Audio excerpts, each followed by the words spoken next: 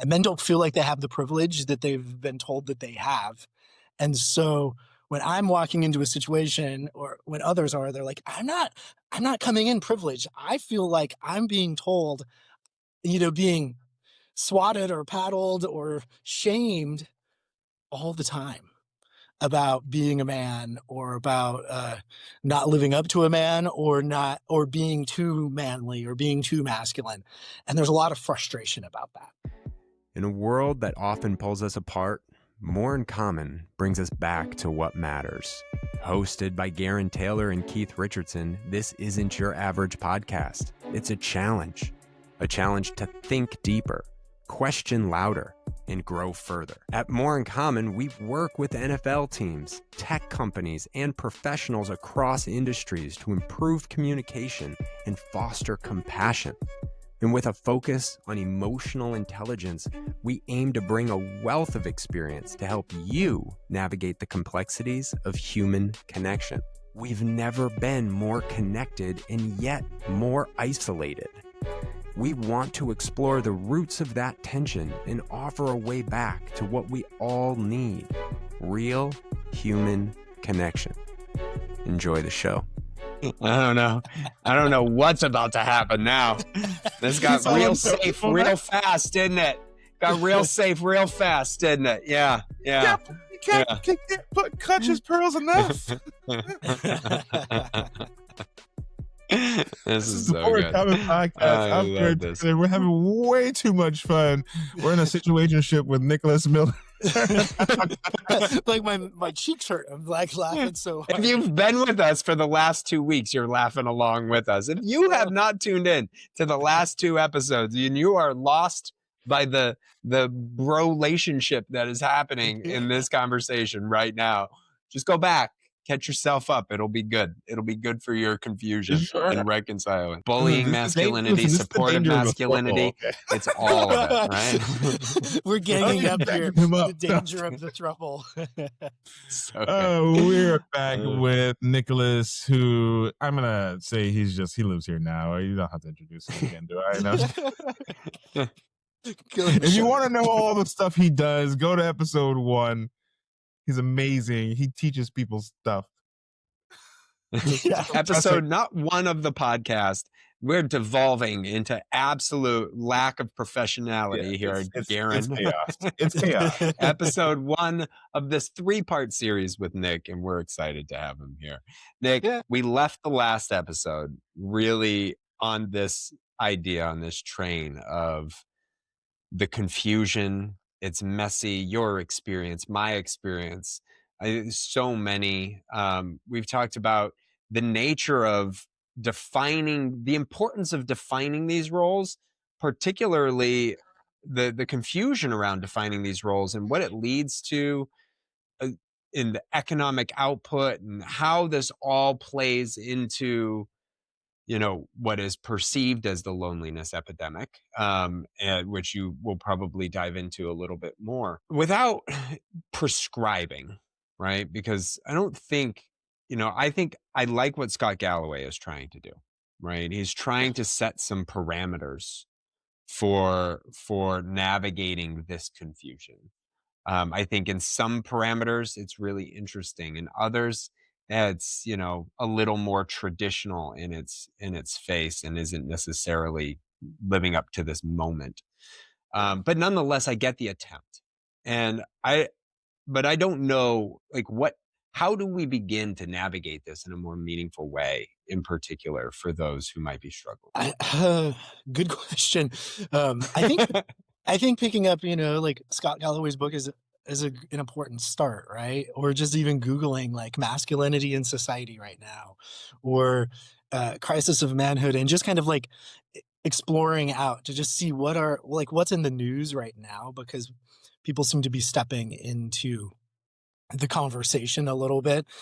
What I have been hearing, at least in some of the interviews with Scott, is this is a new thing. I think in one of our previous episodes, I mentioned masculinity studies. The conversation was started in the 70s as kind of a feminist response to patriarchy, to really explore masculinity.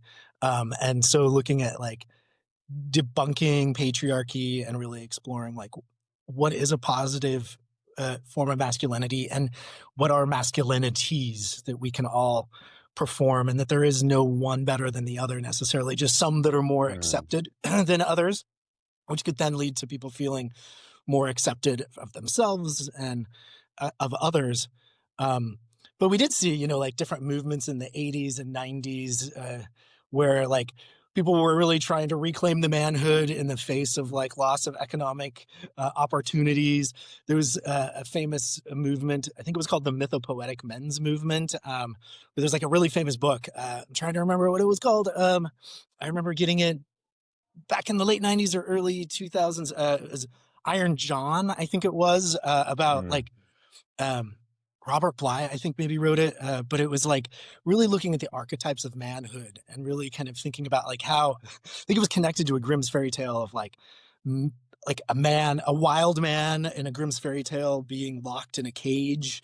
And I think it was about like a response to feminism locking men in a cage, and men being able to like explore this and see how to I thought break that was out of going the to go a different cage. direction there, but no, I'm glad that it.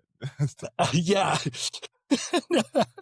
how to break out of the cage of like being locked in by feminism to be able to express a natural masculinity. But so like, and so I came of age kind of studying masculinities in the early or like late 90s, early 2000s to be like, okay, like let's is that okay? Like looking at these kind of archetypes of masculinity that seems to be essentializing masculinity again. And so like stepping into like exploring masculinity now of like how to embrace it, for me was kind of confusing because I was trying to think of if I want to go in and study this and study fatherhood, like how am I going to go in and be an apologist for negative masculinity, or am I going to go in and kind of study and like provoke new masculine forms and encourage people? And I don't know, I feel like I was kind of stuck in that, and I feel like that's maybe where we're at today of like a lot of men have embraced feminism as like a positive masculine identity and form of like, yeah, I respect women and I want to embrace, you know, a masculinity that's caring and loving and nurturing and protective in all these safe, nonviolent ways. But then other times we feel like when we're hanging out with dudes, like we need to be more aggressive and get a little bit more Right. topic. You And gotta say the so, R word. No. yeah, yeah. And so like, I feel like we're at a moment where we need to step into what's being said about positive masculinity, like Galloway, and acknowledge, hey, it's confusing sometimes. Sometimes women are asking us to man up. And like, what does Right. that mean? Like, I'm trying to be a feminist man, and now you're asking me to be tougher. I thought you didn't like that, and so it's confusing. But I do think acknowledging, like, hey, I can, I can I can live up to the ideals of providing and protection, but I can also not make it violent and not make it destructive. Right. I can Right. support men in my life, and that doesn't have to mean that I'm gay. It doesn't have to diminish my masculinity by being caring. And I'm okay with that. And so I don't know if that answers your question. I think I went on a long diatribe, but like I feel like it's confusing, and it's been confusing for a lot of men over the many years. Well, I was gonna say, I Yeah. remember it being a storyline on Married with Children in the mid to late 90s when Al Bundy had a no ma'am shirt, and that was like the anti-feminist movement, right? Because they wanted to return to being a little bit more misogynistic and talking about boobs and beer as much as they could possibly, you know what I mean? Like, so Yeah. this idea that this is a whole new conversation is obviously not true. It's always in society a push and a pull and an ebb and a flow.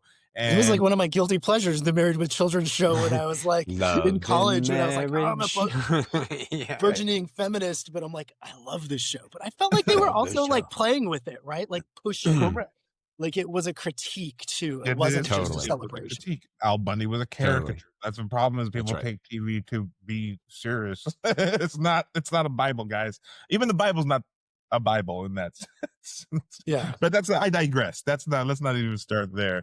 But I was gonna say that to that point that we don't necessarily need to go backwards or burn it all down. it is part of this continuous conversation. And to your point, stepping into the moment, stepping up to the moment. Masculinity isn't broken. It's unfinished. It evolves. We need to evolve, and evolution takes work, right? It starts with having honest conversations and being honest with your friends. And we promised to kind of pick up this point, and I want to dig more in on that, because the idea that even all women are going to be as evolved, look, they're part of society too. So they're going through the same back and forth, push and pull about values, about identity, as men are in certain ways, but in their own and different ways, right? And so it leads to that part where, you know, maybe they don't want to go 50-50 on a date, even though she's making more than you. You know what I'm saying, right? Like, Yeah. you do get these kind of situations, I think, where men especially are like, well, I don't know what to do. You know, Yeah. I Should don't I know what. offer to pay for the whole thing, or am I going to come off as like a pig by Right. the assumption that I can't pay for my own, or it's like holding the door. I remember my grandpa one day coming to me saying, "I had some young woman who told me I can open the door for myself when I held it for her," and he was like, "What am I supposed to do?" Right. And he was like, "I It's was like just people doing hate what I was dating doing." apps, but also don't want you to approach them in person. I'm like, well, you gotta pick one. you can't Right. you can't have it both ways. I don't Yeah, know. What are we doing? yeah. I Yeah. think, and not to, I know, I'm sure you've got a million things you want to say, Keith, because you always have brilliant thoughts coming out. I'm But taking so many things in right now. I think, I think that we're in a moment that, um, and I think the rise of MAGA, in a lot of ways, is is a moment that is a backlash to um, what was happening in the late 90s and early 2000s when we started talking about privilege, when we started talking about male privilege, white privilege, hetero privilege, this notion of privilege. And a lot of men really struggled with the idea. And I remember struggling with it too, of like this idea that they're walking around with some like, and there was an article called "The Invisible Knapsack" of white privilege, and of like male privilege and hetero privilege, but it's like that we enter into situations with privilege, and I remember struggling with that, but like I also was very aware that our dominant social structures privileged a certain set of identities, skill sets, ideals, peoples, in a lot of ways. And a lot of times, people that were recipients of some of that privilege or advantage, when we use an equity lens, it's about advantage to opportunities. Um, they often blind to the privilege or advantage. Um, but so I think that the conversations that we were having in the late 90s, early 2000s about this privilege were hard for a lot of people to digest. And it kind of goes back to the conversations we were having in, I think, maybe episode 1, about like a lot of men being like, hey, struggling in a new economic context where wages have been stagnating for the last 30 years, 40 years. They haven't been keeping up with inflation. And men don't feel like they have the privilege that they've been told that they have. And so when I'm walking into a situation, or when others are, they're like, I'm not coming in privileged. I feel like I'm being told, being swatted or paddled or shamed all the time about being a man, or about not living up to a man, or being too manly or being too masculine. And there's a lot of frustration about that. And so I do think that the MAGA movement and the manosphere is a big reaction to like being told that you have privilege when oftentimes you don't feel like you have privilege. Mm-hmm. And if we think about the intersectionality of it, of like, like black men and brown men, maybe being like, I really don't have privilege. And then into the context of these white men, but white men being like, dude, I'm being told I have white privilege and I have male privilege. And then if they're hetero, they're like, and I have hetero privilege. And now they've been being told like, oh, well, you're not careful enough in your language. You're not acknowledging that I'm non-binary. You're not acknowledging that I'm queer. You're not acknowledging, the the experiences I've had as a Black or brown person, and you haven't experienced you're not acknowledging my experience as a woman. Like, a lot of men, I feel like I've been like, whoa, like, especially white men going, wait, I don't know about this privilege. Right. And I've been told I can't understand anybody else's experiences. Right. And so, like, what do I do? And I think the backlash has been like, oh, brotherhood with a bunch of bros that are like, hey, women are bringing us down, immigrants are bringing us down, and so on and so. Well, I'll take it one further for you too, because I think that it's very connected. I think that when you have privilege, equality feels like oppression in some ways, right? Because you're used to being able to do whatever the fuck you want and nobody can tell you anything, right? So, Yeah, like, the it's giving idea something up. huh? That's the point, right? That's Yeah. yeah. And so, like, the idea, especially if you're a white male who's used to being the dominant culture, the idea that you have to code switch, the idea that you would have to code switch to adjust your speech, behavior, thought Bring it back in order to, around. I did that. Whoa. But that's what's offensive to a lot of them, right? Meta. That's why they Yeah. want to say retard, right? Like, that's why they want to be able to call somebody in the F, because they don't feel like, if I have all this fucking privilege, then I should be able to do whatever the hell I want. And then you're telling me I'm not, directly clashes with that sense of identity. So then what do you do about it, right? Like, but that's the great crosswords that we're kind of at, and how you see society ebb and flow between one and the other, especially as the kind of pendulum swing of these discussions take place when you're living at the cusp of a changing definitional era, which I believe that we are, right? Because there's no putting the genie back in the bag in some of this stuff, right? Like, certain people we're not going away, like, we've moved on from certain eras of how things could be. There is no going back. So what do we do now? Yeah, I mean, oh, God, I love listening to this conversation as much as I've enjoyed participating in this conversation. There's such an interesting element of these distributed social expectations that occur due to hyper individualism that has grown up in especially since the 70s, where I now, and then you add in, we talk about this a lot, the nuclear family dynamic, where you've got four people defining social expectations for your four people, and then you have to go meet your neighbor, and they defined their social expectations by their four people, and now we have to cross roads, and then we have to cross the street, and then we've got a whole different semi-permeable membrane of four people, but we're actually not talking about what the social expectations are. We're just simply expecting them to be based on historical precedent.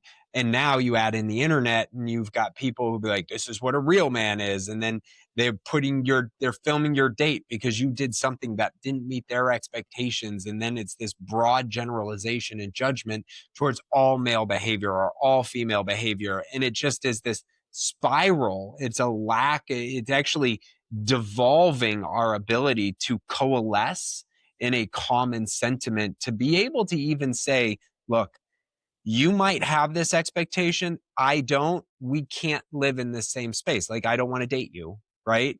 But my options are hard to navigate and figure out. It reminds me of this time where, God, because I struggled with this too, Nick, similar to you. And when I was in my early 20s, and I was being set up on a date, and this is early 2000s, and we go out, and the woman that I was there, she stood at the door waiting for me to open it, to which I rebelled in that moment, thinking, no, you're strong and independent. You open your own door, right? And I would have opened the door if given the opportunity, and the expectation wasn't there. And that was it was a stupid principled stand, like, hey, you're 20 and you do dumb shit. But like that inconsistency. And I think about the last few conversations that we've had, and including today. Gerren, you had mentioned something, mentorship, a lack of mentorship. I think we need to start establishing access points to different people. We should be asking for mentorship, and we should be offering mentorship when we have the opportunity to interact with another male figure so that they can see a diversified experience of what people go through. And then you can kind of help navigate with somebody, and you can seek help with somebody else. And the whole idea of social interactions, especially as adult men, like invite people in, and they may not fit, but like it gives them an opportunity to meet maybe 5 or 6 other people that they fit with and they might gravitate towards, but creating um, local support. And going back to one of the stories of fatherhood suicide, was a friend of mine, not my friend. I'm sorry, a friend of a friend, and it was part of their whole childhood ecosystem, right? And it's where we move away now. Like this adds significant challenge to all of this. We don't just hang out with the same 11 dudes that we hung out with in high school and that we established this formative experience with. And so they would meet once a year. I think we all feel this story. It's like, oh, my high school friends I get together with once a year. That's just not enough. And that one particular dad didn't form new bonds in that local space and felt isolated because his friends weren't there all the time. And I think these are just some ways that, would be beneficial if we all did this in a more meaningful way, whether it's a book club or I do darts every Tuesday with a group of buddies, and I play poker in the winter with a different group of buddies. And, like I play golf with a different group of buddies, like just to try to find and navigate where the spaces you feel most comfortable, and welcoming people without that judgment, that systemic judgment that we get so readily available on online spaces. Like let's open space like this, where like the safety and comfort I feel in navigating this weird conversation of, and I say weird by topic, not by the conversation itself, is so wonderful. Like I feel so good about having this, and being able to do this time and time again. Like this is another one of those outlets, regardless. So anyhow, I'm thinking through, as you all shared, like the different small things that we can do while people try to define it, I got a couple that I'd like to share too that I think are important, especially for men of my generation, my friends, like we're talking about, right? Like the people one of them is learning how to listen without fixing. I think a lot of men, especially in relationships, because of we're taught to go out and solve it, like sometimes we have to learn, and even amongst our other friends, right, to be a good support in your network, not just to your partner but to your other homies. Like sometimes you just gotta listen, and you don't have to offer a solution. They just need to know that you're gonna be a reliable listener, a reliable person who's engaged and is important. Learning how to take accountability without collapse. I think a lot of men are so used to not having anybody critique or say push back on anything, you know what I mean, or just the kind of I want to be dominant, I want to be alpha means that I can't, and nobody can tell me anything, nobody can tell me wrong. But like some accountability also means like, I could actually do better. I could learn how to do this better, right? And I don't think there's anything wrong with that, but we have to like stop pushing back on that so much. And then I think learning to have boundaries without aggression, because male groups to other men can be very dangerous feel, and imagine how they must feel to women. But if you if you feel like you were saying, like if I'm like a little less athletic, like I'm worried that I'm gonna get freaking roasted by these guys, you know what I mean? There's not a lot of like invitational feeling amongst other men because the boundaries can be so harsh. So learning how to create spaces that can be more, and I don't want to use trigger soft words, but like be more inclusive without being so aggressive is something that I think that we can all look at our structures and say maybe there's a way to do that. Yeah.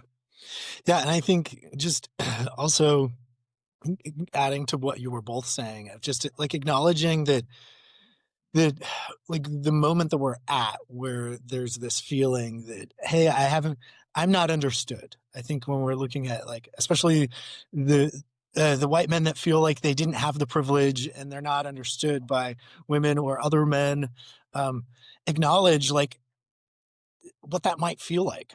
right? Like, so, Mm. like, I know identity politics as a movement where it's like, oh, you can't know me unless you've had this experience, served its purpose in a lot of ways. But we also need to be aware, like, hey, that may make it so that people feel like you can't connect. Mhm. Where if we, like, doing what you're both suggesting is like have open invitations and then maybe have some, you know, understandings about how to best listen in those kinds of spaces. Where if somebody says, yeah, I don't feel like I've ever had privilege or I'm frustrated about this, like, get curious about it, you know, step into it. And like I know right now we struggle with having, you know, conversations with people of different political orientations. I know it's been a struggle even in my family where sometimes we don't hardly talk. And it's like we've got to like step into it without a reactive kind of approach. Just get curious. um I think is an important thing, and acknowledge, like, yeah, what people are feeling is a real feeling, and try to think about how that might feel. Secondly, I think, I know for me, it was really um, an important step for me. Like in my early 30s, I was not athletic at all ever, and I was, you know, but I'd go to the gym every once in a while. And I remember one night evening, like, there was this group of people, men, women, all ages. They were like walking over from the pool at this like gym I was at and coming to the hot tub. I'm like, what are you guys doing? And they were part of like a triathlon group. And I was like, what is that? And, you know, because I'd never really thought about a triathlon group. And like, they were like, oh, you should come join us. And here's all of these things. And to, for them to be like, yeah, come join us. And then for me to actually be like, okay, this doesn't feel like me, but I'll step into it and see, holy shit, like, getting out swam by a woman that was 20 years older than me and seemingly overweight, like whooping my ass and swimming while I'm out there on my first swim, like hanging onto the buoy, and she's cheering me from, like, getting humbled was like so important for me, and being okay and people cheering me on and being like, this is awesome. Like learning how to be okay with getting humbled and entering a space where you can get a little humbled was like so important for my growth.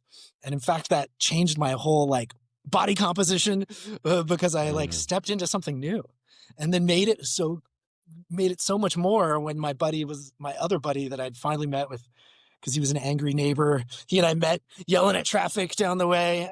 He's like, you should come to jujitsu with me. I was like, fuck that. Like, I'm not a jujitsu guy. And he's like, no, come. It's a brotherhood. I was like, I don't like brotherhoods. Um, but I went in Sounds like there. a cult to me. Yeah, but I went in there and it was like Yeah. the most loving little brotherhood where dudes were crying, where like he introduced me and they're like, this is my professor friend. And immediately the coach is like, oh, we got big smarty pants here, you know? And I was like, fuck, I'm not used to being teased like this. And he's Yeah. like, oh, he found the smallest guy in there. He's like, you go and attack him and then like prove yourself. Cause I was looking pretty physically fit by that point. And like I went in there and the guy just fucking whooped my ass. Yeah, you And did. I was like, oh my God, like that was fun and safe. And then we all razz. My point being, like, taking a risk to step into a space that maybe we don't feel like we would ever belong, and then learning a whole new sense of self and getting humbled, be it a try group that I never thought I'd do with all sorts of people, to a jujitsu group where I've found, like, while sometimes MMA and jujitsu might get a bad name of like just bro culture, what I found was like a love fest amongst dudes and women that were just like, guys would come in and you'd see something in their eyes, and the toughest looking guy in there would be like, what's up? Oh my God, Mm. are you okay? And they would just lay in about like something a girl did or something, somebody did at work. And it was like people would cry together. And that's Yeah. where, like I noticed this in incarcerated work with incarcerated groups. Like we just need a safe space, and Yeah. and so my point is, like, step outside of yourself, and We don't maybe need I less masculinity. We need healthier models of it. yeah, Like those are all great examples of finding healthier models of expressing it, where you can be both within a traditional disciplined sense of it and also not on the badder end. You know what I mean? Like Yeah, it does exist. Yeah, It so I is think real. being able to put like your lessons, like your approach on like listening into effect in some of these contexts, or Yeah. like I was just trying to think of like, you know, like digestible things to be able to step in and do in our daily lives is something like that, or just There's and as we come to an end, like putting this into context, I'd be remiss to share. I was talking to someone who has a son. He's like 26 years old, and he basically every night plays video games and talks with his boys on the phone. And my friend here, who has the son, um, says, "Why don't you go out and do stuff?" And the son would say, "What do I have to do? I have to drive downtown. We're going to go to a bar. We're going to spend it. It's going to cost me $300 for a night out with friends, whereas I can just sit with a 6-pack of Bud Light and talk to them on the phone." And while there's value in that continued, that can't be necessarily like biologically, we're not wired to be that separate and just talk on the phone. What I love about everything that you just said, and I think this is the important thing, is be creative. Step into random things that don't mean going out to the bar every night just to socialize. We've been so conditioned to think that's what socialization is, when in reality, it's these spaces where we get the most meaningful connections and we meet amazing people trying new things all together. I just did improv for the first time last week, and like it was an unbelievable experience working with did I not send you? I sent you the video, G. how did you not get the update? You're breaking the rules of this throuple here. I don't remember getting a video either. Is there somebody else I need to know about? I'll send it to both of you. But like just trying new things where you can feel that appreciation of doing something that's so wildly uncomfortable for you in that moment. And building new connections in a way that you just didn't think about. So I love that you shared that and closed that episode, or closed this one off with that, because I think it's such a powerful sentiment.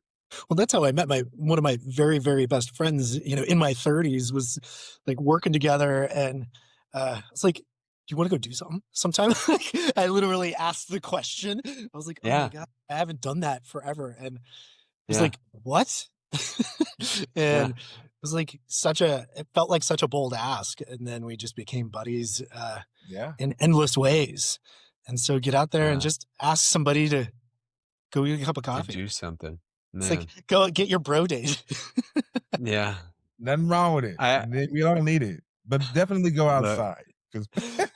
But, you know, so like my son, he's often on his phone with a group of friends, and I'm just so excited that he's on the phone with a group of friends, like hanging out, that I'm like, I'm okay with some of the adaptability of connectivity, because during COVID, he wasn't talking to anybody or going out. And so I'm like, oh, cool. Look at all these kids that are actually like on the phone doing conference calls or whatever. It's kind of exciting to some degree. You're in a brave new world. I guess I can't be too elder millennial about it. Can't be like I'm saying, I see both. I see both, right? Yeah. But I still think, you know.